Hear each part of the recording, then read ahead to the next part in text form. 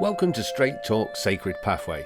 I'm Stuart Wellborn, a British author and former therapist, and each week I sit down with Wa-Na-Nee-Che, a spiritual elder from Turtle Island, to explore the deeper truths behind healing, ceremony, and connection to Source. Are we on? We are on. Oh, it's funny because I got a warning again last night, and they said that people have 4 more years to decide before they end the world as we know it. If they don't come out and start listening how to basically deal with the issues that are coming. It almost reminds me of the story in the Bible about Noah's Ark, where Noah went out and warned the people that they had to change. And the people laughed at him. They continued to do the same things they're always doing, sin and not believing or anything. And then all of a sudden, the ark brought all the animals on and they closed the door. And as the water started getting up to their knees and up to their neck, all of a sudden they repented. And Noah said, too late. So the same thing's happening again. We're at that almost crossroads that people don't want to get serious enough to say they want to save the earth, that they want to basically do things that need to be done. And as long as they don't come back and repair the sacred hoop, things are only going to get worse. They're going to have to make that decision. And I can't force them to make a decision because, like I said, they have free will. And the free will basically is to choose or not choose. And the information and the knowledge is out there. And they have to start looking at how they can find themselves. Who are they? Why are they here? And the whole idea comes down to the fact that they have to make a choice: the mind or the life force energy. And I was listening to something the other day, and they were talking about how we've gone so far away from love, and that we forget that it's love that keeps us together. It's love that keeps us from killing each other. It's love that allows us to help other people. But if the love starts to die like it's now, you know, I mean, a guy can be beaten in the street and people will walk by. They will not offer any help. And they have to start understanding that, they're responsible to make things work right. They just can't sit there and put their back to it and walk away. And just like all these warmongers that we have in Congress saying that we should finish the job in Iran. And how many innocent people have been killed? You know, they don't look at that. They just look at, oh, we can take over that country. We can make the people do what we want them to do. And that's just like Hitler, Stalin, Putin, Un, Trump, all of them are in that category, and they follow these people blindly. It's like one person with a whip control 1,000 people. You can only whip one at a time, so what the hell is 999 people doing when they could jump the guy with the whip, take over? But they refuse to do it. They're so afraid, of a whip that they don't realize that they have the power. But do they use that power? No, they fight. Democrats are fighting the Republicans. Republicans are fighting the Democrats. And they forget that they should be representing humankind. They should be representing citizens of the United States, not parties. But they should become concerned of what America is doing to America and to other countries. And the hell with being Republicans, independents, Democrats. Be human beings. Step up. I mean, you have 9 million people marching on No King's Day, and that's all they do is march. Hopefully that they will come out of the woodworks now and get rid of all these Republicans that have their heads stuck up, whose. and change the whole situation. And once if the Democrats do get in control, I hope they start pressing charges and put these people in jail to give a warning to the American people that if people step out of line, they're going to jail. If they don't basically abide by the rules that the representatives you elect are there to represent all the people of the United States, not just the Republicans, not just the Democrats. They have to realize they're there to protect America. They're there basically, again, to fight for America, to fight for democracy, to fight for freedom.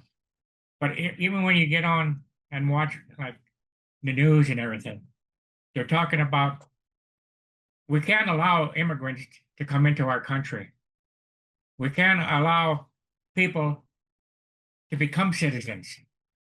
Who are they? I mean, they came to this country and killed 150 million indigenous people. They were immigrants. But now, because they're in control, they don't want other people to come in, not realizing they're the ones who started in the first place, the immigration. So again, they have to become human again. They have to present humanity, not politics, not big businesses. It's just like Musk now. Musk is the first trillionaire in the United States. What's all that money doing? Nothing. Only his pleasure. Yeah, I did the math on that.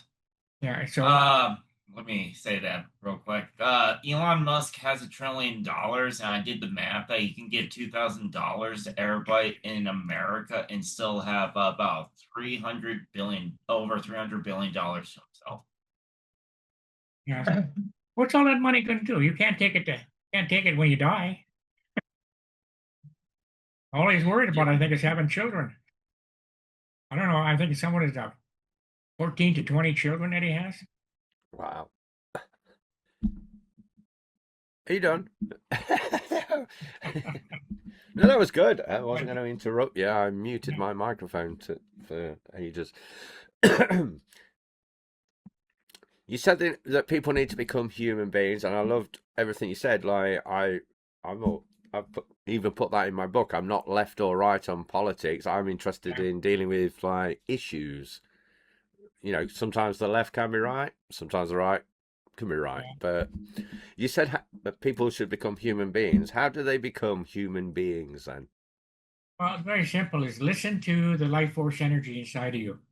A lot of times when we're sleeping, we'll have visions, not realizing they're visions, but in the visions they're being told. But when they wake up, they say, it's just a dream. And don't realizing that information is being passed to them so that they will get back on the red road. Now, the red road again is basically again walking with your heart. And the thing is, you have to first of all take a look, and you need to start feeling and having feelings for things that aren't right.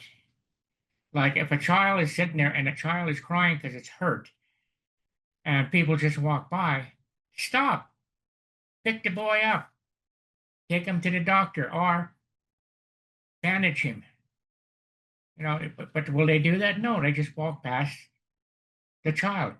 When I was in Korea in the army, I was walking down the road, and this kid was crying, and I looked at him, and he had cut and skinned his knees so bad that he couldn't even hardly walk because of pain. So I picked him up, and I carried him over to the doctor.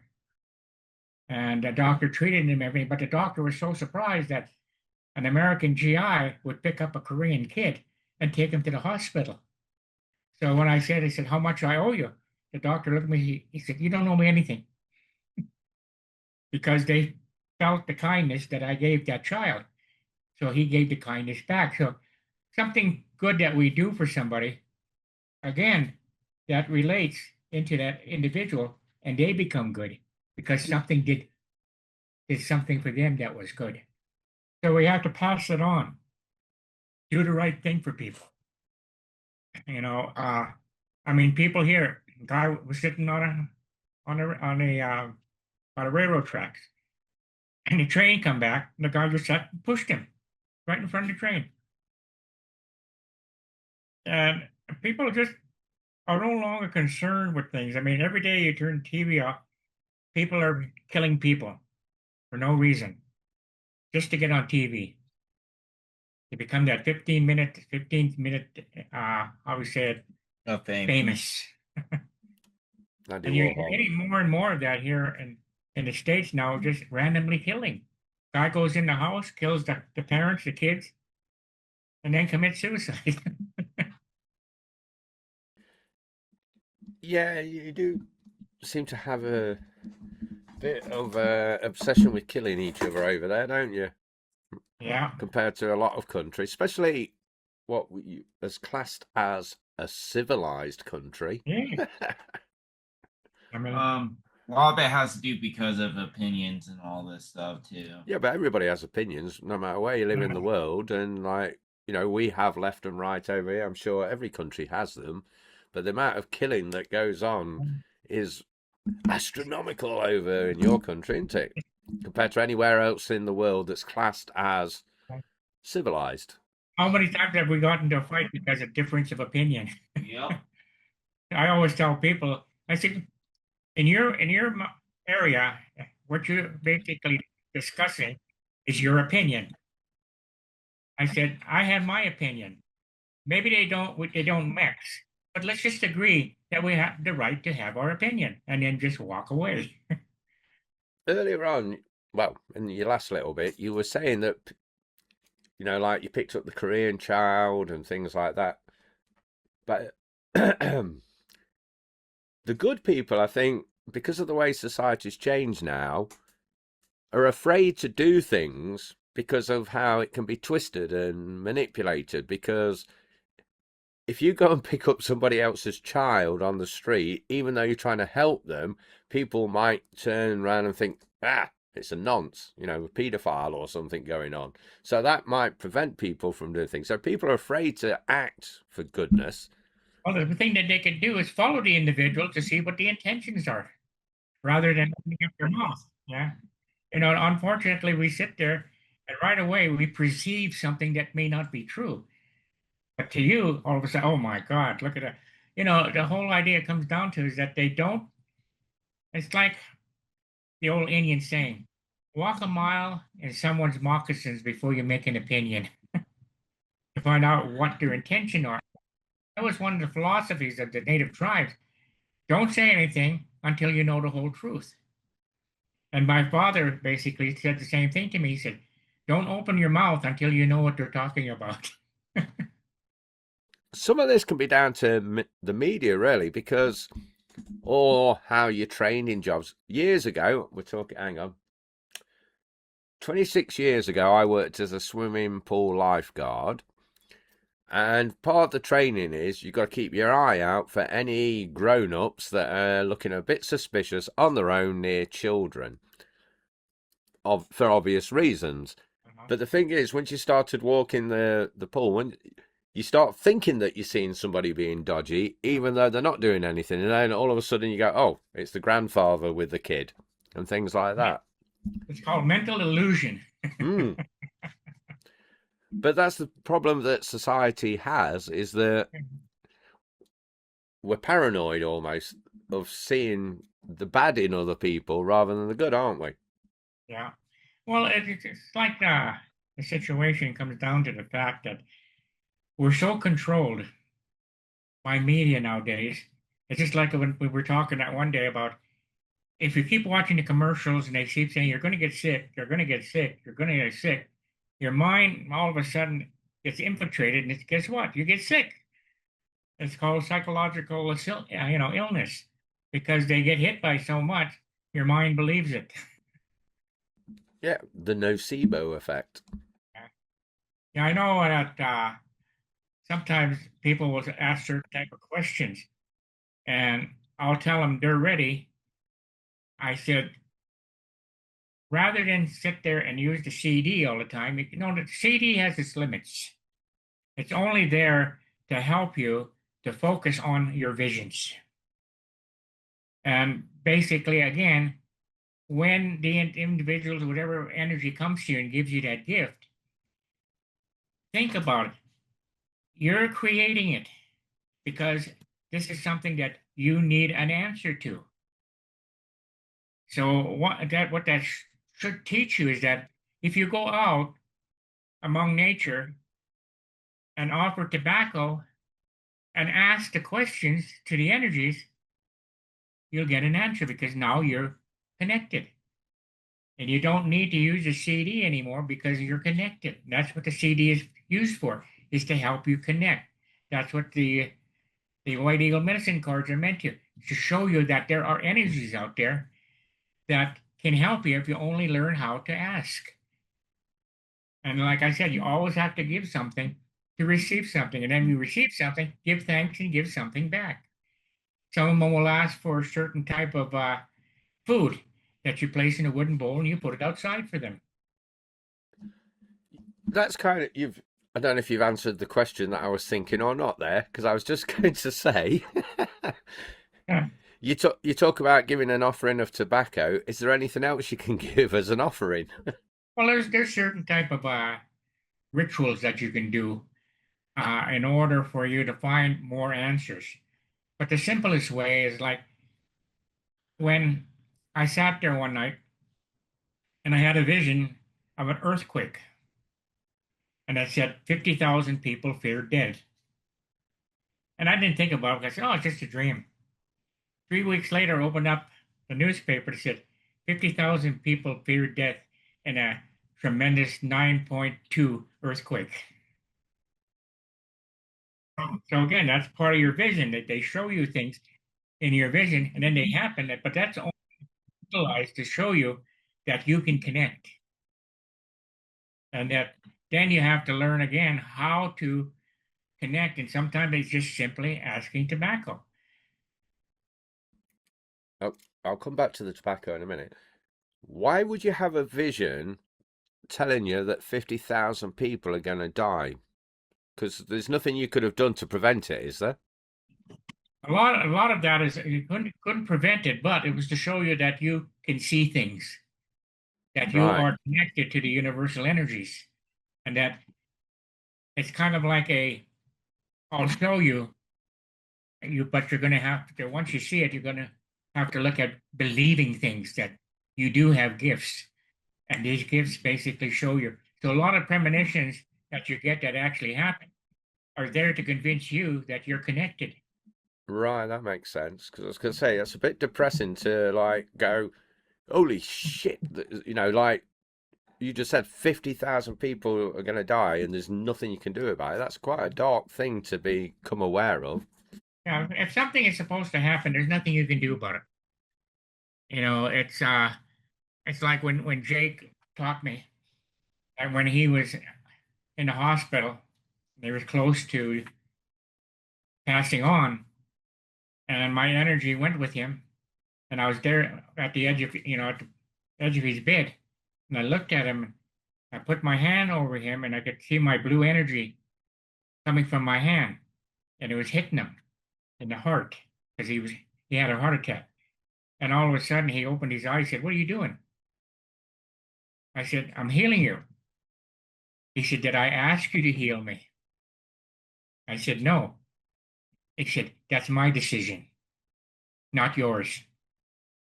He said, I want to go where there's love." He said, "I'm ready to ascend and leave this body." He said, "So please, if you love me, let me go." And I pulled back and I said, "I do love you." Right? All of a sudden, I woke up. My energy came into my body and I was really tired. And I just sat there and I just said, uh, life force energies. This man was a great, great man, a great humanitarian. Is there any way that you can honor his passing? And that night, the temperature was like about 60, 65 degrees. The next morning, we had a freak snowstorm. And when I looked outside, all the trees' leaves were bent over like they were bowing. So to me, that was nature saying that, yes, we heard you. The signs are out there that confirm things, but we don't want to believe them. And we have to start understanding that there is a difference between a dream and a vision. But society doesn't want you to get into vision, because when you go into that vision and you find your pathway, they no longer can control you. You're connected, so you don't have to be controlled by people anymore. You have freedom. And the great and famous words of Mel Gibson, freedom! No matter what they did with him, freedom was important to him. Yeah, I don't think it actually happened like the film, though, did it? Yeah. But we've got a few people that have joined us live. If you're one of those people joining us live, if you've got any questions on this, put them in the chat and I'll put them to Wa-Na-Nee-Che. But in the meantime, you said you can't affect, like if you had the vision of the earthquake, that's to help you realize that you're connected. I forgot what my question was now. So, you believe in fate then? Is there nothing we can do to change fate? Oh, you either believe it or you don't believe it. Unfortunately, the way society works, they don't want you to believe it. So do everything to basically take it away from you by saying it's just a dream. That's not real. But yet things are happening. They just have to take control and not let people control their lives, but control their own pathway. But is it predestined? Like was it the Norns, I think it was, that spun the web of a man's life. Yeah. Is our fate set from the moment of birth? It's like they say, if you don't learn, you get recycled, you recycled until your wheels break and there's no more recycling. You're avoiding my question, I think, there. Is there such a thing as fate? He's talking about destiny, fate. Kind of deal. Can we change our own destiny? Can we change our own fates? Yeah, we're always given a choice. Like, say, for instance. Thank you, Matthew. I'd forgotten your name for a second and I don't know what's going on with my head. It's been a busy day. Or you can do that. You always have decisions. It just depends on which way the ladder, or what do you call it, the ladder tilts. What they used to call that, tatter totter? Where you sat on one end and someone sat on the other. Whatever. Oh, seesaw. Yeah, seesaw. It's like a seesaw. You have to decide what you're going to believe, what you're not going to believe, and where faith comes in. You either have faith or you don't have faith, but a lot of times faith is shown to you. Whether you choose it is up to you. It's like the story, like again in the Bible.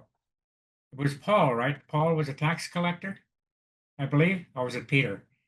I don't know. I'm not. I know one of them. Yeah. He was riding his horse, collecting taxes, and the lightning came down, and it didn't hit him, but it knocked him off his horse, and all of a sudden, his faith changed. I think it's Paul, isn't it? Yeah, I think it's Paul. Because Peter was the fisherman, I think. Yeah. We'll always be given signs. Whether or not we want to believe in those signs, because again, it takes commitment. A lot of people go away from the faith because they don't want the commitment. Again, that's faith. Faith's different to fate.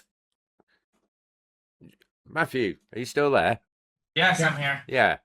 What I'm talking about is predestined, as in, like, at the moment of birth, this is your life, this is what you're here to do, and, you're going to do good things, bad things, and you've got no control over it. This is what you're going to do, basically. The answer just came to me just now. They said, faith is like two roads. Faith or fate? Your fate, destiny, you have two roads. You can walk down one road, or you can walk on another road, which changes the original fate. So again, we're always given that choice of what we're going to walk. And faith can come in two different pathways. You can, like, if you're destined to be this, say, for instance, a person asks me a question. And I tell them, I don't want you to go home on your normal route. And they say, why? I know, you make a decision. Just don't go down that route. Now, you have a choice. You can go down the route that you need to go every day and get seriously injured or killed. Or you can decide, oh, well, maybe he's right. I'll take the other pathway. So again, you just controlled your pathway. You controlled your faith, your destiny, just by saying someone giving you a warning and you listen to the warning, so you take another route. So again, faith, destiny, whatever it is, there's always more than one road that you can take. But are you still ending up at the same destination at the end? No, you can actually change your destiny. Right, yeah. So would that be kind of like you were born with the possibility of, let's say, greatness in whatever shape that looks like, you know, whether that's being a spiritual teacher or being a multi-millionaire or trillionaire, but that was what you were born with. But the choices you make will influence whether you get to that greatness. Is that what we're saying? Say it again. Right. When you're born with a destination, you know, a purpose or whatever you want to call it, a dharma. But the choices you make can prevent you from getting there. Yeah, well, you're born with a, how would you say it, with a purpose. Okay. But that purpose can be changed. A lot of times the reason why you're born is to make up for something that you didn't do in a prior life, and that you're supposed to finish the job, or they're giving you a second chance to change. But again, the influence, again, faith can be changed just by your parents, by experience. You know, it's the whole idea, you're born pure, and whether you stay pure is up to you. So a lot of times what your surroundings are will kind of obligate you or teach you different pathways, and then you choose one of them. And if you head off on the wrong path, you can still get back to the right one, can you? Yeah, if you're still alive. You'll get signs that basically, again, that you can change. But like I said, society has so much control that when the signs come, you don't listen to them. Yeah, the thing is though with some signs, I mean, like your story the other week about an ant, you know, with the brave sitting on the hill waiting for his eagle. If an ant came and, you know, if I was sitting somewhere and an ant came and spoke to me, I'd go, holy shit, that's either I'm tripping and don't know I've had anything, or there's an ant talking to me, I better pay attention to that. That's a real sign. But most signs are subtle, aren't they? Yeah. And that's where you have doubt, because you go, did that happen or didn't it? Like for me, if I was on that hill and that little ant came there and talked to me, I said, oh my God, you can talk. And pardon the expression, but oh my God. Oh, aren't you polite? I'm English, I swear. But you know, people, the answers are there. And a lot of times I can show them how to find the answers. I can show them how to find their pathways, but I can't do a thing until they decide that they want to learn. You know, and that's why I said they have freedom of choice. They can choose to save the earth, or they can choose not to ignore it. But it's funny how their ignorance stops when that water gets to their neck. But people can also feel powerless as an individual, can't you? I mean, how do you, if you look at, for example, Donald Trump, okay, you talk about voting, but he's allowing drilling rights and doing all things that are not good for the planet. As an individual, yes, you can vote, but you're going to feel more powerless. You can't do much more than that. Like you said, marching. Yeah, march is good. You got the solidarity of a group, but it's still not changing anything, is it? Well, you feel safe, so you come out because there's going to be 8 million people marching. So you feel good because you're part of a movement. But then when you go home, you're by yourself. Yeah. So things again change, but we become powerless because society makes us powerless. It's like I told you before. You can control 1,000 people with a whip. Well, you can only use that whip on one person. See, and people have to start realizing that they can take the whip away and they can use it on him or her. But they're just so controlled that fear sets in and they allow fear to basically rule their lives. But what can one person do? If Or basically, again, do something that will help you realize that fear has no control over you. Such as, give an example. Because people listening all go, if you're feeling powerless and you're watching this, they're going to go, well, what can I do? I feel powerless. Yeah, well, it's like the natives, the indigenous people, right? Go into battle. Well, what was their saying? It's a good day to die. So again, they had no power because they didn't fear death. Because they knew that they would ascend. And that the power was not here, the power was the source of the power.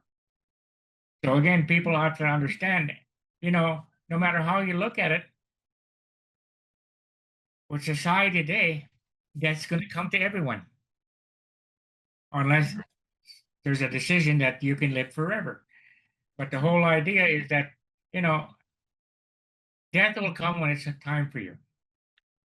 Just like when people are about to pass on, they know it. They know they're ready to go.